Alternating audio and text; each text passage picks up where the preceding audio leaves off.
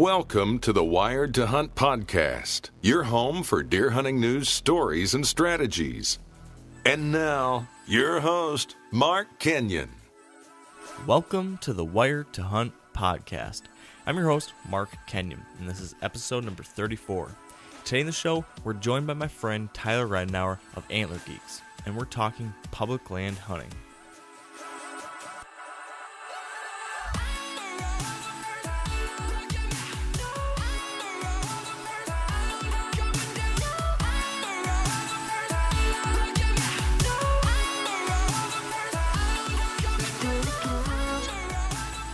All right, welcome to the Wired to Hunt podcast. And as I mentioned earlier, today in the show, Dan and I are being joined by my good friend, Tyler Ridenour. So welcome to the show, Tyler. How's it going, guys? Good. It's going pretty well here in Michigan. And Dan, what about you? It's going good in Iowa. Yeah, I got right off the bat, Tyler. Did you or your buddies ever call you Rhino, like in high school, or did they ever give you a nickname? They didn't. There was a lot of plays on the last name, but Rhino is one I haven't heard, actually. Wow. well when we become friends later on in life, I'm going to call you Rhino. All right, fair enough. Is that cool? Sounds good. All right. All right, continue, Mark. Iowa's great. Thank you for getting the important stuff out of the way, Dan. So, I got to say, it's nice to have a fellow Michigan hunter on the line with me. I'm so used to having to talk to Dan, who's spoiled out there in Iowa. So, Tyler, thanks for being my Michigan company today. Yeah, it's we've got a lot to cover, that's for sure. Sure do. So, as I mentioned at the top of the show, Tyler, you're a member of the Antler Geeks team. But to kick us off here, before we really dive into anything else, for those that aren't familiar with Antler Geeks, can you give us a quick rundown of what you guys are all about? Yeah, sure. Tony Hansen and I started Antler Geeks 4 years ago, and we had been filming, for a number of years for another outlet, and we just kind of felt like it was time to do our own thing. We don't have anything against guys that hunt big managed farms and the guys on TV that hunt with outfitters every week, but there was just something missing, in outdoor media, and that's public land, stuff that guys can really relate to, and that's what we've taken and ran with. And it wasn't like we changed what we did, we didn't start hunting differently. We've always hunted public ground. We've always hunted small pieces of private that we happen to get permission on. Out of all the pro staff guys, hardly any of us own any ground or lease any ground. So it's really 100% DIY. That's our focus. We've got daily content on antlergeeks.com. We do a web series on realtree.com. We have a digital publication that's also 100% devoted to DIY whitetails. So that is, in a nutshell, it's DIY whitetail hunting, how everybody else really hunts. So that's the focus of it. It's a lot of fun. It keeps us hopping, and if you follow along, you get to see the ups and the downs that are reality of deer hunting. So. Yep, that's the truth. There's a lot of ups and downs, aren't there? Too many sometimes. Well, that's a perfect segue for what I wanted to talk about next. Now that we've got a good idea of what Antler Geeks is how has your season been going so far, Tyler? I've watched some of the episodes so far, and just knowing you, I know a little bit. But for everyone out there, what have you been doing so far in fall 2014? Put any big deer on the ground yet? No, I was fortunate enough to kill one buck on public ground in Dan's home state of Iowa. Fortunate enough to draw a non-resident tag there, and shot a buck there on November 9th. And nice. Other than that, it's been kind of a slow season for me. I had 2 trips to Kansas, and one at the end of October, and then one in the middle of November. I actually went straight from that hunt in Iowa back to Kansas, and wasn't able to fill a tag there. And honestly, other than those two out-of-state hunts that have been between 3 different trips, it's been one of my slower seasons. I've hardly hunted here at home. Typically I spend quite a bit of time in Michigan, kind of that non-prime time, usually when things are really good. I head out of state. Mm-hmm. As you know, Mark, the grass is a little bit greener on the other side. Right there with you. But this year, I lost one of my main pieces of ground that I'd hunted the past couple of years here in Michigan, and just lots going on, remodeling a house and whatnot. So it's kind of been a slow year as far as hunting goes for me. I mean, still got plenty of time in the stand, but it's been mainly just in those out-of-state trips, and that's been about it. And we do have one trip coming up still. We're going to Indiana, Tony and I, to hunt their muzzleloader season, and that'll kind of round out the year for me. So can't complain. It hasn't been a bad year at all. So fortunate enough to hunt some really big deer in Kansas. Just didn't get one on the ground, and Iowa was great as always. So yeah, it's hard to beat that, isn't it? Yep. Now I think Tony got a buck out there in Kansas, right? He did. Tony shot a buck. He was out there in November when I was on my second trip there. He shot a buck, and Adam Millard shot a buck the same day that I shot mine in Iowa. And Tony's son Noah actually shot his first buck ever with a bow at that here in Michigan the same day. And Josh Honeycutt, one of our other pro staff guys down in Kentucky, shot a buck the same day. So November 9th was was a very good day for the Antler Geeks crew. So. I'd say so. Gosh, I couldn't. You can't argue with that. We had a couple of my friends shot, between me and two other friends, we shot deer 3 days in a row, from the 6th, 7th, and 8th, but haven't pulled off the 4 in one day yet. So that's pretty impressive. Yeah, I don't know if we'll do it again, but it was it was fun. That was for sure. So. Yeah, I bet. So when are you heading to Indiana? We'll be there the middle of the month, somewhere 16th, 17th, I believe. We're going to head down, and that'll be a new experience for us. Tony and I, neither one of us has hunted Indiana in the past, and we'll be hunting a piece of ground that we really haven't spent any time on. Tony's never been there, and I shed hunted it for one day in the spring with Ryan Rietzman, one of our other guys from here in Michigan, and so that's really the only knowledge I have of the place is in the little bit I got to look at that day while shed hunting, and we may go down for a quick one-day trip to scout before the hunt. But that's the situation we find ourselves in a lot of times. When we go to new states or we go to new places, or we just get, I guess, impatient or looking for the next best thing. I guess would be a good way to put it. Trying new spots out. A lot of times we show up in places that we've never hunted before, places, states we've never hunted even, and we'll hunt for a week or 10 days, and sometimes it goes good, and sometimes it's strictly a learning experience. But so yeah. Now, as you're talking about, how you show up at these random places out of state sometimes and hunt for 10 days or whatever and try to figure out, it reminds me of a story you told me a few years back. So I don't remember the exact details, but correct me if I'm wrong and elaborate if you can. But is it true or not that you lived in a tent on public land in Iowa for like a month or something, hunting out of this little tent in the middle of nowhere? I did. I was still in college then, and I took, so that was about 7 years ago. I took a semester off of school and actually went to Alaska and did a hunt with my dad and my grandpa up there, which was awesome. And since I had the whole rest of the semester off, I decided I would deer hunt every day.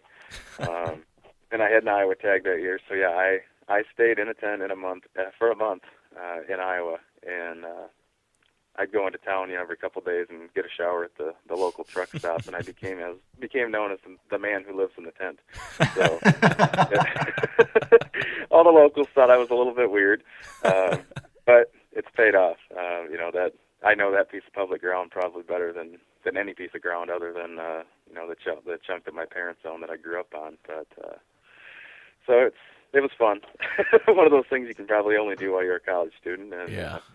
I enjoyed it. So. Oh man, that does sound awesome. He's living the dream, isn't he, Dan? Yep, sounds like it. Well, a college student, or you got a divorce. I guess he had the better end of the deal on that one. Right.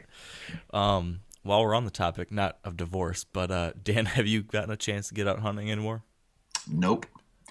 No, I have not. I have not had a one chance. Like I said, when it comes to my vacation, I throw all of my eggs into one basket over that 2-week vacation time, and then kind of put the family on the back burner for a little bit. And when that's over, it's pretty much over. This past weekend, just a little bit of an update. I got 2 bits of information. I got some good news and I got some great news. Okay. The good news is that I think, as you may know, my wife is expecting, and we found out it's going to be a boy. Yes, congratulations. So that's the good news. Now the great news is that she is going to allow me to go back and hunt 2 weekends in a row late season. Ooh. So that almost tops the hey, your son's healthy, everything's just fine. I'm like, all right, I got 2 more weekends to try to get it done. Oh So, man, that is really good news. Yeah. So who knows what'll happen? The shotgun hunters are going to come through and just crush everything, and typically the property that I hunt goes to sleep after that, and once that's it's, I don't know, it's hit or miss. Yeah. Well, I was actually thinking about this for some reason, about your late season hunting opportunities, and I got to thinking, on some of the properties that you hunt, we did find a good number of sheds, and indicating that there was a good amount of deer still hanging out there in the winter time period. So Right. I don't know. I mean, there's a chance, right? Right. I'm still determined to get that shed back from you. that's Tyler. The story on that is that I found a really nice big, like 65-inch shed on one of Dan's properties this past spring. But Dan's rule is that if he kills the buck, he gets that shed back. So he's got some major incentive for you to hand that over. Exactly. Right. I just gotta find him. Well, I hope you do. As much as I want to keep that shed, I do hope that you find the buck that you've named Mark Kenyon, because he's a son of a gun. He's a sidewinder. That goes for both of us, I guess. Well, I guess now that we've kind of ran all over the place with this, Tyler, as I mentioned earlier, what I was really hoping to do was pick your brain about what you just talked about doing, which is hunting public land. And you do it just as much as just about anyone I know. So I figured you'd be a great guy to talk to about this. And there's so many people out there that can relate to this, because this is their only hunting opportunities, is hunting the public land that everybody else can hunt. And it's a huge challenge, but it also can be, tremendously rewarding to kill a deer off of some of these tough to hunt places. And you've done it time and time again. So I've got a lot of different questions that me and Dan wanted to run by you and really get your insight on it, and maybe hear some of your different stories of the successes you've had across Kansas, Iowa, or wherever. But maybe to kick things started, maybe just starting at the very beginning. When you're starting this process of saying, okay, I'm going to hunt in a certain state and I'm going to hunt public land, how do you go about finding public land and determining if it's, high quality enough and a piece that has enough potential that you would want to hunt it? How do you start that? Most of what we do, a lot of times the only scouting we do before we show up, it's all on the computer. There's so many assets now, and with all this, all the state, game divisions, they all have the public lands listed on their government website for the most part. So you can get an idea right there of kind of where they're located, the acreage. I guess the biggest things we look for when you're just looking for a piece of ground initially is, we try to stay at least an hour away from any, major city center. It's just, a lot of times you end up, in a little dinky town in a sleazy hotel somewhere, but you get away from the town and, there's a lot less people there. So that's the big thing, I guess, initially. And then just picking them apart, looking for the same types of things that you would look for on, really any piece of ground. pinch points that are leading in, in and out of the public stuff that's on the borders, and looking outside of the public land too is a big piece of it. You can't just look at that one chunk. It may be a chunk of timber that's 2,000 acres, and there may not be a single stitch of crop on it, but if you can find where there's crops right on the border in certain places, especially early season, late season, it gives you an idea where you can at least get close to those deer that are on feeding patterns. As far as states go and regions of the state and stuff like that, there's always those famed counties, I guess in really every big buck state, and I try to avoid them. If coming from Michigan, all of Kansas is better than home. Right. All of Iowa, for the most part, is better than home. Sure, there's certain little pockets and little regions of those states that are, the absolute, best of the best. They kill the most booners. They kill the most, there's the most 200-inch deer have come out of that county, whatever. I'm happy with shooting 140 or 150-inch deer off public ground. And a lot of times that next county over that nobody ever says anything about is just as good, really. Right. So don't take some of that stuff to heart too much, and don't be afraid to venture out away from those well-known areas a little bit. So after you've looked on the maps, you found out what area you want to hit. Are you going there preseason, or are you just showing up at the hunting season and jumping right into the timber? It all depends. I guess sometimes if we're close enough and we can, it's reasonable to drive there in the preseason, we can. Where we go in Kansas is, it's 18 hours away, so it's tough to make that kind of a drive, in the summer, just the amount of time that it takes you to get out there and get back. There's usually just too much going on, with life to be able to carve out that kind of a time frame to get out there and scout.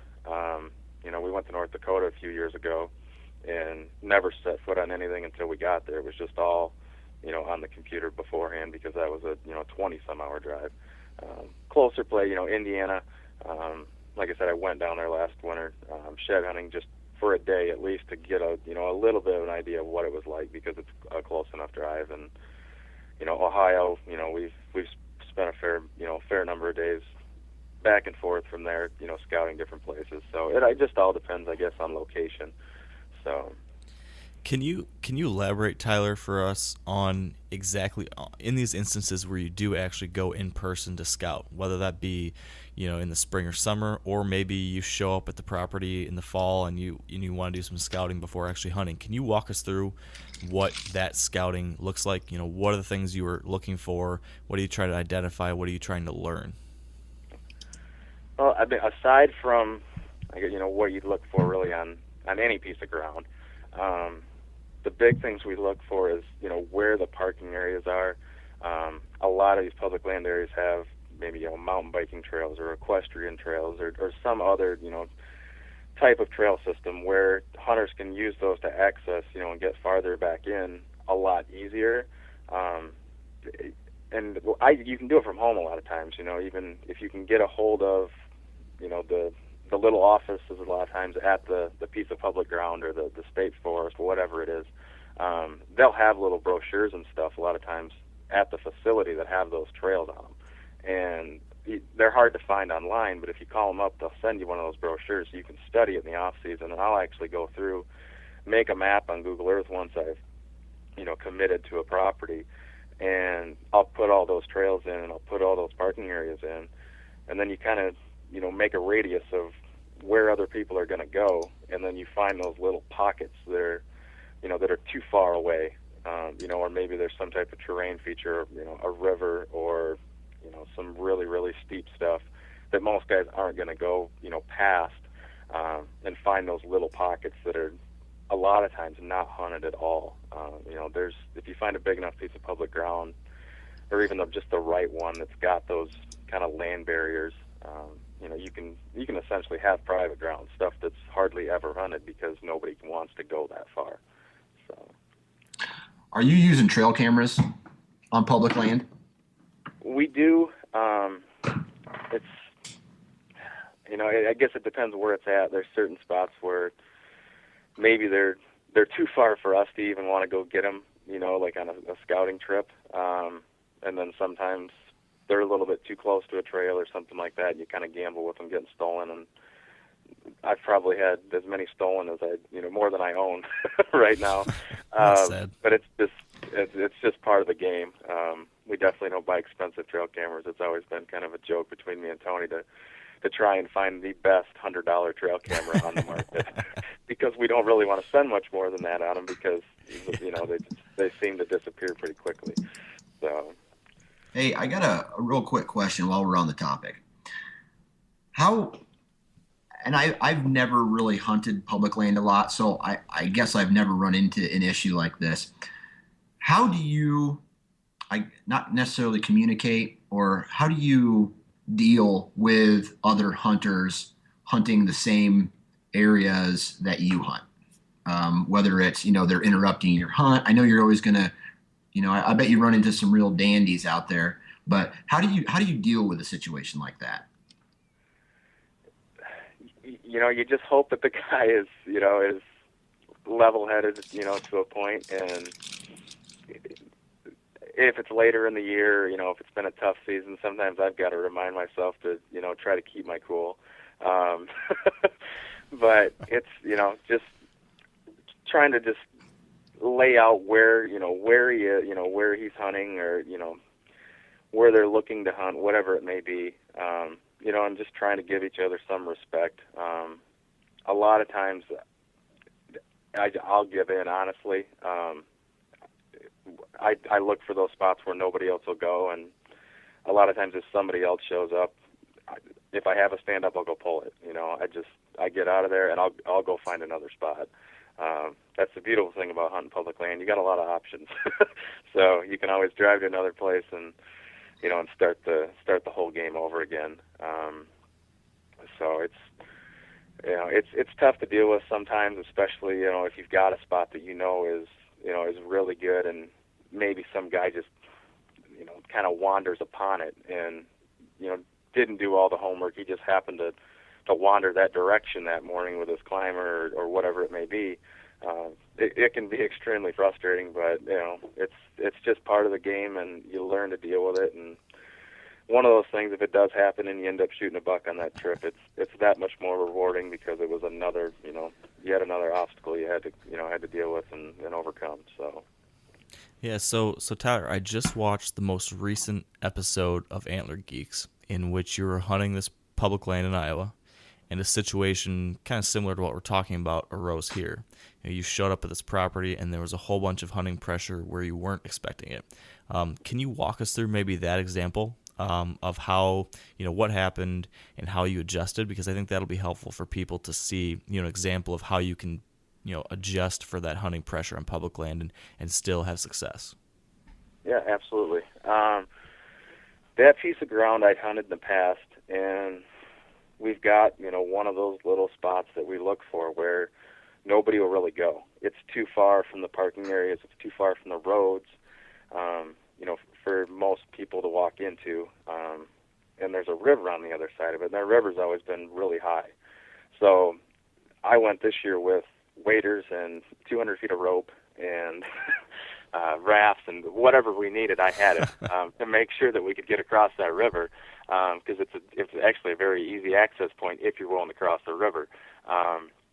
We got there and it was mid-calf high, and there was other guys crossing it in rubber boots, and I'd already had a set hung there. We went out early in the season and and got our stand hung, and I mean that was the spot. I was pretty much all in. That was the tree. I'd been looking forward to going back to that exact tree, since last time I drew an Iowa tag. And we showed up, and there was just, it was lined with trucks, and there was all kinds of guys in there. I actually went in to adjust the set. We had another guy walking down, they're walking down the deer trails, and it's just, you feel like pounding your head against the tree, but what can you do? So we backed out and started kind of looking at the deer sign. There was standing corn on the neighboring property, and the deer were using that a lot, coming to and from.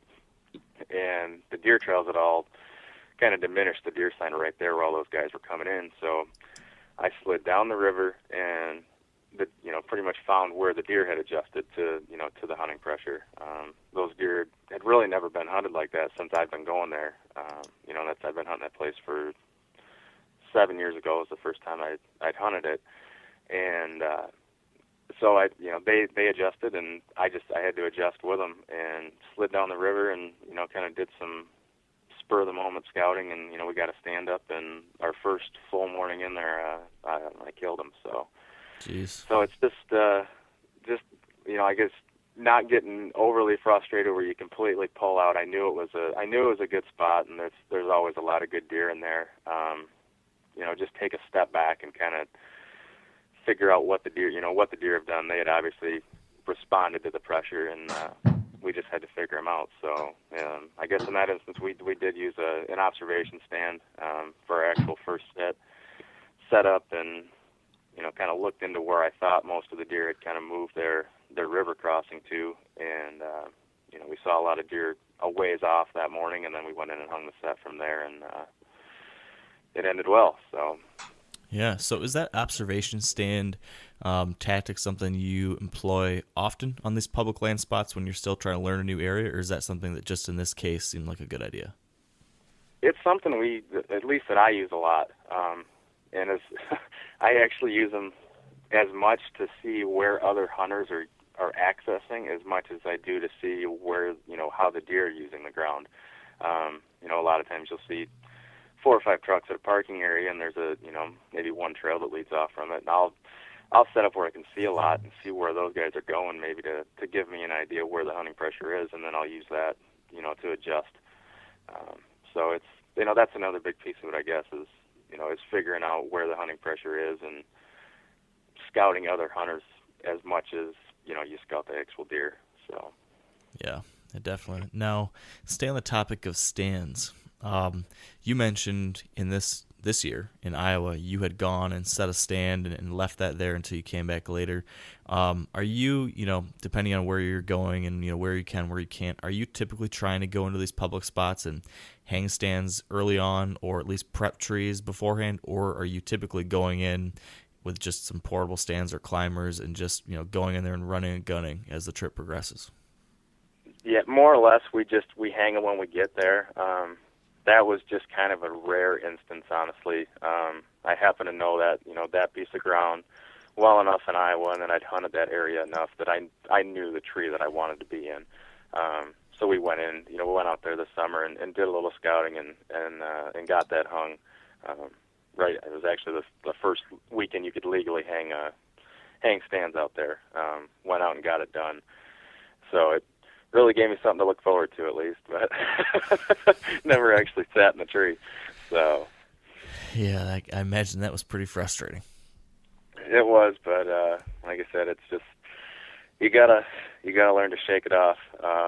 And I think that's a lot of people have a hard time with that. Guys that do hunt public land, you get frustrated, and it is frustrating. There's no two ways around it. It's hunting public ground it's a frustrating deal. But you just learn to deal with it, I guess, and the more you do it, the thicker your skin gets. So. Yeah.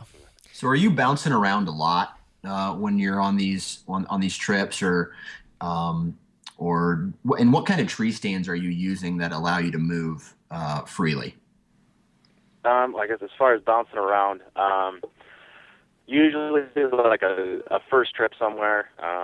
If it's a piece of ground we've never hunted before, I'll cover a lot of ground. I don't get too hung up on one stand location. I try to cover as much of the area, that I think is worth hunting, as I can, to get an idea, what it's like, how the deer use it. Maybe I was off on, what wind's right, and so a lot of times those first trips are unsuccessful. But you learn so much from them that, it's all valuable. So yeah, the first trips, most of the time we do cover a lot of ground, and then return trips, you kind of hone in on the better locations. And as far as tree stands go, individual sections of climbing sticks, the little 3-foot sections, and hang-on stands are pretty much all all of us use. Climbers are a little cumbersome with camera gear, and ladder stands are too big to carry a lot of the places that we go. So, yeah. Have you ever had your stand stolen? I have, yep, more than once, but it's not fun. No. And I try to use the cheapest stands we can. It'd be nice to have a bunch of really, really nice stands and be super comfortable the whole time, but they're just same as the trail cameras. It's bound to happen if you do it enough. So, I could say, I guess tree stands seem to not to get us stolen as often as trail cameras. Trail cameras seem to walk away an awful lot. But it does happen with tree stands too. Yeah, I don't know if I've told the story before, stop me. But speaking of just trail cameras getting stolen, I had hung a trail camera. This actually wasn't on public land. This was on private land. But what I had done is I had carved my name and phone number into the back of the trail camera and hung that trail camera, and I don't know, a week or two later I went back to check for it, and it was gone. I assumed at that point, I didn't have any idea of who might be trespassing in the area or what might have been going on. I think I talked to the landowner about it, and he didn't know anything or hadn't seen anyone, so I kind of figured that camera was gone. Well, fast forward like 2 months or 3 months, I get a phone call from Cabela's, and they asked me, is your name Mark Kenyon? I'm like, well, yeah, it is. And they said, well, we have your trail camera. Unbelievably, whoever stole my camera brought it into Cabela's and returned it, got money for it, and Cabela's never realized that it was used and had my name and stuff on the back of it until, like a week later, and they were like repackaging it, I guess, and then they saw that. So how crazy is that? I got my camera back, and it was nuts. That is a wild story. So. I had a situation where I went back and I had 3 trail cameras on one 40-acre piece stolen. Ugh. And I was furious. I called the sheriff. I called the newspaper. I'm not joking. I went on to every Facebook page in that area. I said, I'm missing, stolen trail camera. The sheriff came out. He walked the areas with me. I pointed out where they were. I went to every house on that road and up and down, in that area, asking, hey, has anybody been on this? And got to the right people. Well, I came back 2 weeks later with another trail camera and a cable this time that I was going to put on, and all 3 trail cameras were back at the bottom of the tree. So either they found out, hey, I know this guy, I don't want to steal his stuff, or, hey man, this guy's looking for us, and there's a chance we get busted. I better put all this stuff back so it stops. Yeah, wow. So luckily I got it back. I did get a picture of the guy's ball cap in the top of his truck. So, because he was looking at the trail camera when he opened it up, but I didn't see his face. So it hasn't happened since, knock on wood. Wow. Well, that shows you the power of actually enforcing, your, whether it be your property borders or in this case, your physical property, showing people that you're actually going to do something about it will sometimes pay off. So it's a good story. Right. It's a parable of sorts, Dan. Thank you. Right. You're welcome. So this is kind of just popped in my head, and I've kind of talked about this to some people. Tyler, would you say that you get more satisfaction or excitement or enjoyment out of killing one of these public land deer? Let's say you kill a 125-inch buck on public land in Iowa, and then you kill a 145-inch buck on private land somewhere in Iowa or Kansas or something. Would you value that public land buck or enjoy that experience more because it was on public? For the most part, yes. I mean, there's something special about it, and it's not, it's not that the deer's any harder to kill, once you're in the tree and you've done the homework, because for the most part, the places we hunt, he's in a pocket that's not going to get the hunting pressure like a lot of the more easily accessible public ground is. But yeah, I mean, they are more rewarding just because the amount of effort and work that goes into it. It does make it a little bit more special. So. Okay. Yeah. I mean, I can imagine that. I gotta think about this. I've killed a buck on the border of public land. So it came off of public land, and I shot it like 2 feet over the border on a private. So I might say I sort of killed a buck on public land, but I don't know if I've fully experienced heavily pressured public. I've hunted plenty of it, but I haven't had that much success on it yet. So that I can imagine how you would how that would mean something more in a different kind of way because of that challenge. So that's awesome. Now, when you mentioned the fact that you are looking for these areas where you can get away from the pressure, right? And I think that's, one of the go-to kind of basic frameworks for having success on public land is get away from the pressure. And you mentioned an example of, finding a river or something that might block other people from getting to a section. Are there any other examples, or can you elaborate on some more potential hot spots like that someone might be able to look for? Is there anything else that someone can kind of clue into when they're looking at maps or when they're looking at a property that might be the type of place that could keep out other hunting pressure, or could be one of these little secret honey holes? I mean, more than anything, distance. For the most part, people are lazy. They don't want to walk that far, especially carrying a tree stand. So it's that extra, half mile, that extra 3/4 of a mile. And I mean, some places I've gone as far as printing a map out and measuring out, how far 3/4 of a mile is, and using a compass and, actually making a circle around each public or each parking area, every access point. So you can see that's where people are willing to walk to. And then you have the other areas, and that's where you start to focus. And like I said, just getting away from them, all those different things you can use, that you need to look at, the trail systems, the parking areas, anything like that. It's all super valuable stuff. And, another tactic we've used, a few times in the past is lakes and, and even big rivers. Actually putting a boat in to access some of these places, and it's a lot of extra work. Hauling a boat, loading it up, maybe going for an hour boat ride, and then hiking in from there. But it's something people don't think about. And there was one day, me and Tony were in Ohio 2 or 3 years ago, launching a boat at 4 a.m, and there were some guys getting ready to go duck hunting there, and they, the look on their face was just priceless. 2 guys with tree stands and camo and bows getting in a boat, and they just couldn't fathom what we could possibly have been doing.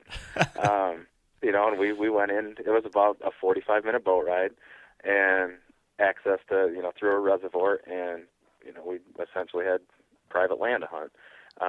A lot of those places that are reservoirs, they may be federally owned, state owned, whatever they are.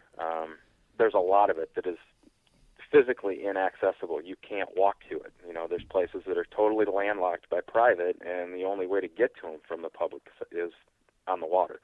So that's another thing people can look at if you have places like that where you live or where you hunt. It's honestly the best way to really guarantee you're going to be left alone. The only other guy that may hunt it is people that have access to that private ground that borders it. Obviously they can come onto the public. But from a public hunting standpoint, that boat's going to be the only access. So it's a really good tactic, and whenever we can, we use it. And those places are a lot of times overlooked too. They may be, when you look at those, the pages from the state that outline what the public land area is good for. It may be a 4,000 acre, piece, and 3/4 of it may be water. and they'll put on there it's ideal for bass fishing and for duck hunting, and doesn't say anything about deer hunting on it, because there's nowhere you can really walk to deer hunt. So they often get overlooked and really don't get deer hunted at all. They're kind of rare, but when you find one, they're definitely worth looking at. So yeah, that's an awesome point. It's something I've looked for a lot too in some of the different places where I've tried out public or been scouting out public. Is anytime I can find one of those spots that you can access by the water, like you said, just seems like an absolute money way to get into those hard to reach places. Yeah. From a strategy or tactic standpoint, do you address public different than private or vice versa? I mean, as far as hunting in the tree, it's all, once you're in, and it's all, it's all kind of the same, all kind of the same deal. It's just all the scouting is what, is what's so much different. It's all just getting away from, from the other hunters. And there's times when, maybe you'll be a little bit more leery, on the calls or something, because those deer maybe hurt them a little bit more. Same thing with using scent and decoys and stuff like that. For the most part, once you're in and you feel like you're in one of those little pockets, I'm going to hunt it just the same as you would anywhere. So you would still, while you might tone it back a little bit, you'd still call, rattle, try decoy, things like that? Right, and I do too. I do that a lot anyway. I'm probably a little bit more, I guess you'd say, aggressive than maybe the average guy. I like using decoys. I like calling. I like using scents. So I probably still do it more than than the average guy that's hunting public ground. That buck I shot this year in Iowa, had scent out and had the decoys out, and that's what got him killed. So he was actually paralleling us down, following the edge of the river, and he saw those decoys, and on a string he came. So, can you tell us a little bit about that decoy setup too? Because that was kind of unique. Yeah, it was.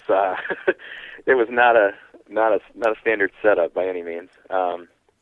Where the base of the tree was, where the set was at, we were actually in a washout, and about 5-8 yards from the base of the tree, there was a steep little incline that went up maybe 15 feet, kind of on the flat, and went across for 400 or 500 yards, just real flat, grassy stuff. And I had the decoys down in the, what a traditional, I guess, decoy setup would be with the wind and whatnot, down in that washout.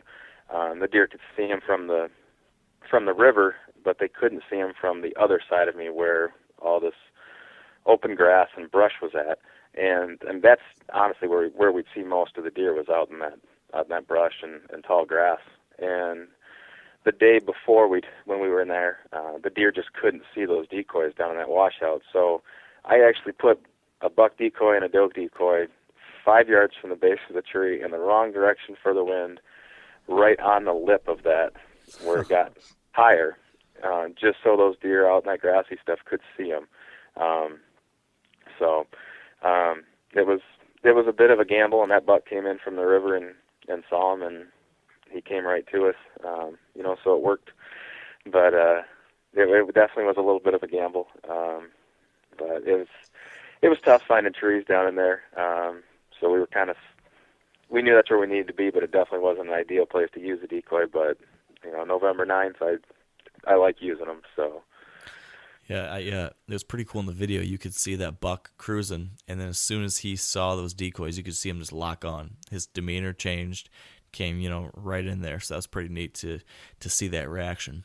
Another thing related to that decoy, Tyler, is I've been using decoys a little more the past 2 years than before, and I think anyone that's used a traditional decoy can relate to just the how cumbersome they can be, and loud and bulky, walking in with one of these big plastic hollow decoys that makes a whole bunch of noise. And gosh, I've just about shot my thing up with a shotgun because I've been so frustrated with how loud and all that stuff.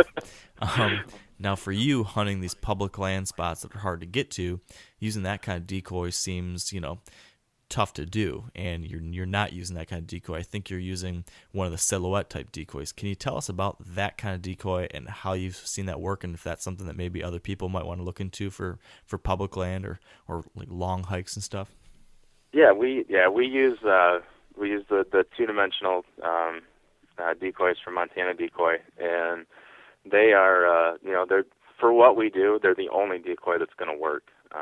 I've tried to use full-size traditional decoys in the past, and it's just not, it's really not possible a lot of times. And when you do take them along, it's such a chore, between tree stands and camera gear and whatnot. Trying to haul decoys along with it, you almost need another person to to come along with you just to help you carry everything. Uh-huh. So they just they won't work a lot of times, and you can kick yourself. I have in the past before we started using the 2-dimensional decoys, where you wish you had one, but you didn't have room to carry it, or it was just a little bit too big and too bulky, and you make the lazy decision to leave it at the truck. Where the 2-dimensional decoys, you can fold them right up, and stick them in your pack, and they don't take up any space. They don't weigh anything. So they're great from that that aspect. I know people get worried with them. There's that blind spot when the deer is right in line with them where they can't see them. A lot of times really almost all the time I'll use 2 decoys. I use a buck and a doe, or if it's just maybe a mature buck and then a younger buck off to the side. And I offset them on different angles. So really, no matter where a deer may approach from, he's gonna be able to lock onto one of those decoys. So. Okay, that's good to know. That's definitely something I think I want to try, because I'm just getting frustrated. Some of these places that I try to access, you just can't, like you said, you can't get in there with a traditional decoy. So those 2-dimensionals offer some really interesting options for that kind of hunt. For sure. So we're getting here pretty close on time, Tyler, but I'm wondering if you can mine the archives of your past hunts and maybe share with us one public land hunting story that maybe was an experience that, really helped you learn an important lesson about public land hunting, or was your most memorable public land hunt. Is there anything that comes to mind, along those lines? Oh, there's a million stories I could tell, that's for sure. It seems like there's always, something interesting that happens, be it the hunt on public ground itself, or just the out-of-state trip.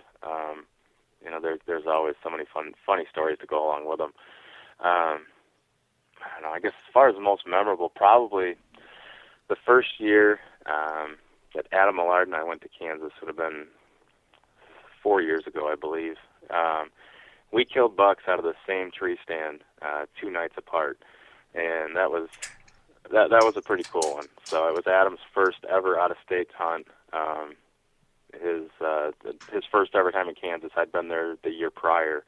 And that was pretty neat. It was pretty special. So I bet. And if you were able to put that Yahoo on a big buck, I'd say you're doing something right. Yeah, anybody that knows Adam Millard knows he is one of a kind.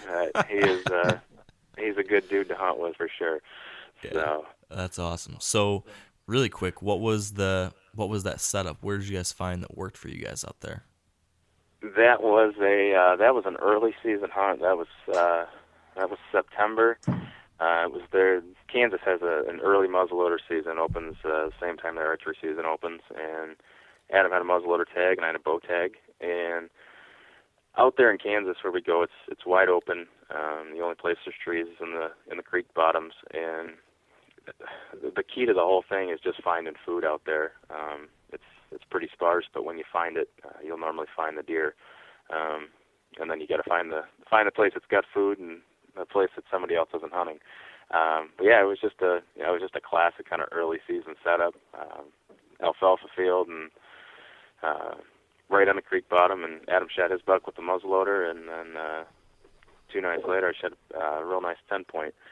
So come right up out of the creek. So it was that was a fun one for sure. So yeah, that sounds like it. It was made for some cool video too. I saw some of that. So that's awesome.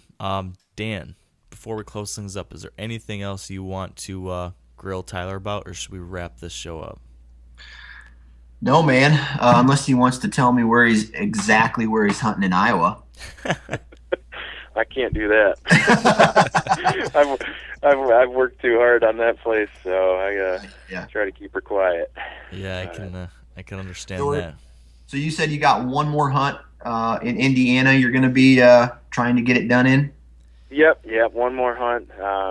It'll be with a muzzleloader in Indiana, and that'll be I said middle of the month, and a place we've never hunted. So it'll be an adventure, and it's those, like I said earlier, those first year trips, to new places. It's just really the intel that you learn, that's so valuable. I get it. A lot of people ask me about hunting out of state, hunting public ground, and I tell people, for the most part, don't expect to shoot a deer for the first 2 trips. If you do, you get lucky. So, because unless you have a month, like my one special instance, where you really get to learn a place, it takes you a couple times. When you're only there for 5 days, 10 days maybe, it takes you a long time to to figure it out, and a couple years of of good intel from the tree and learning what the deer do and how they use that particular piece of ground and what the other hunters are doing. So if we don't kill the 3rd year, then you start getting a little disappointed and looking for somewhere else to go maybe. But that first year hunt is always just a learning lesson more than anything. So we're hoping it'll be a good one. Maybe we'll get lucky and shoot a buck, and I'm sure it'll be a place that we'll be back to next year and years after. So. Well, good luck, man. Yeah, we wish you luck, and I'll be Thank you guys do with the rest of your seasons. Thank you, Tyler. And real quick before we let you go, if people want to see more from the Antler Geeks or see your iPad magazine, all that kind of stuff, where can people go to see the Antler Geeks stuff? Check us out on Facebook. Really, everything's there. Just search Antler Geeks. Like I said, we've got the web show on realtree.com, and always got a lot going on our YouTube channel. And then the publication is it's for iOS formats, and you can just search Antler Geeks in the newsstand, and it's pretty cool. Really interactive, and like I said, it's all focused on DIY whitetails. So. Absolutely. Well, yeah, I would agree with you, Tyler. You've got some really cool stuff going on, so I definitely would encourage all of our listeners to check out Antler Geeks. And Tyler, thank you so much for joining us. This has been a good chat, as always. Yep, thank you, guys. All right, have a good one, Tyler. Yep, we'll talk to you. Bye. All right, well, I think that's going to do it for us here today on the Wired to Hunt podcast. But before we go, Dan, I believe you had a little announcement you wanted to share with our listeners. Is that right? That's right.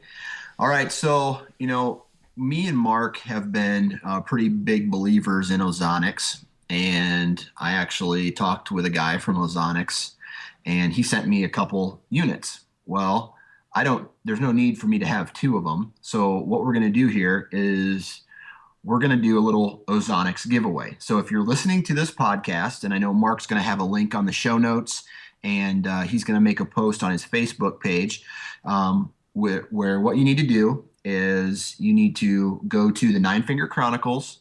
You need to like the page altogether. You need to like the post, the Ozonics giveaway post. And then what I'll do is I'll cross-reference those names to make sure that you're not only following and liking Wired to Hunt, but you're also following and liking the Nine Finger Chronicles. And there will be instructions on there as well, what you need to do. But what we're going to do is we're going to give away an Ozonics, and we're going to announce that name on next week's podcast. And there's a couple other little accessories that go along with it that they sent me. And this is like a $400 to $500 giveaway. So if you haven't used an Ozonics before, you need to sign up for this and potentially win it. Then you can use it, and then you can tell us how well they work next deer hunting season, or even later this deer season, depending on what state you hunt in.